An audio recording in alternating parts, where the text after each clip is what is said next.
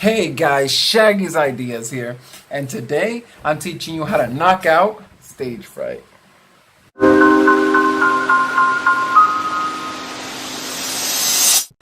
The first thing is eye contact. When it comes to eye contact, you have two options.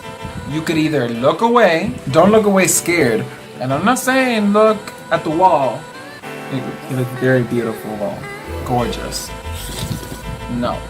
Forget the wall, forget looking scared. Look at their eyebrows, look over their heads, look at empty chairs. Don't make them see that you're scared. Look at the public, but look at empty gaps between the public. Don't look downwards, don't look upwards too high. Don't look at the walls, like I said, or else it's gonna look like you're just admiring this very nice white wall.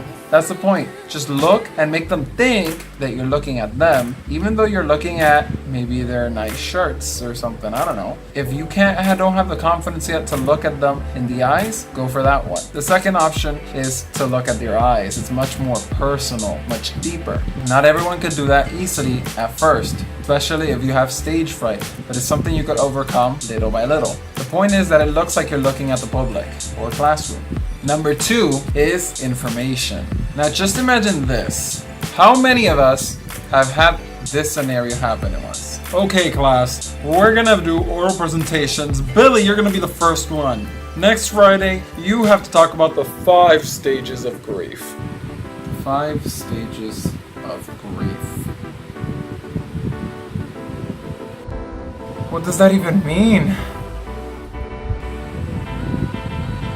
Hey bro, do you even know what that means?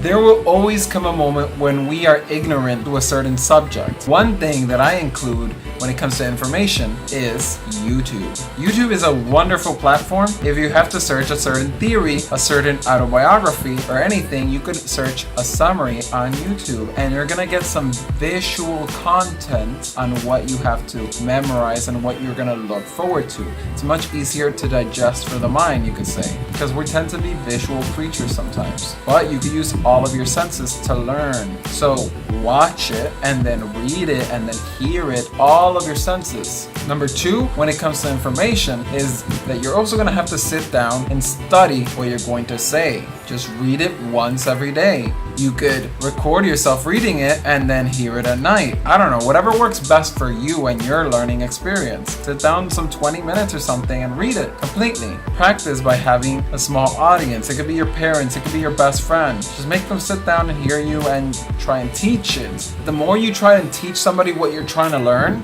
you are going to learn it better yourself, and it's going to be integrated into your mind much easier. Study the actual presentation you're going to give, because if you don't know it, you're just going to be like this. Good afternoon, students. Today I'm going to be talking about... What was I gonna talk about? Yeah, exactly.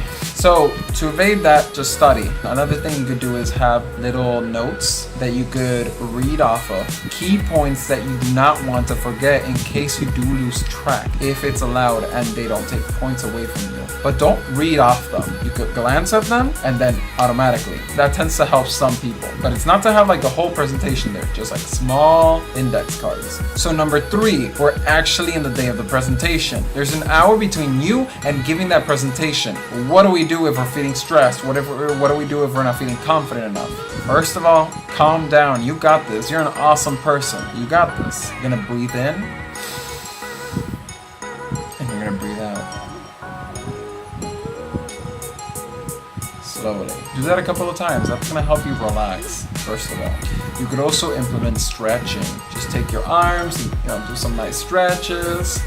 Some 15-second ones. You could also warm up your muscles, even exercise if you have to. If there's like a couple of hours, like let's just say it's the morning, you could also exercise during the morning and get your body like more eased up. And then an hour before the presentation, you could stretch, drink some water, get yourself hydrated. Just go over there and give that presentation like the boss you are. Another tip I'm gonna give you guys is smile. Smiling has been shown to actually lower cortisol levels, which is a stress hormone, and actually help you relax, feel like you're in a better mood, and a lot of other benefits, of course. implement all of these in seconds. Just smile a little, relax, stretch, breathe in through your nose, breathe out through your mouth, and just relax. You got this. It's okay if you're feeling nervous. It's okay. People don't notice that you're nervous unless you tell them. They don't. They probably don't unless if you're extremely nervous and you're like extremely shaking. They won't notice if you're shaking. You have to be shaking like a really big amount. A big amount to them, not to you, because to you any little shake will seem big. But to them, they won't notice it. So go over there and show them who's boss. You got this. If you found this video helpful, consider subscribing and giving a like. It really helps me out. And consider checking out any of these videos over here. This one is one YouTube suggests you should watch, and this was one that I picked just for you. Thank you for watching, and stay tuned for more self-betterment and other helpful tip videos. Shaggy Ideas, out.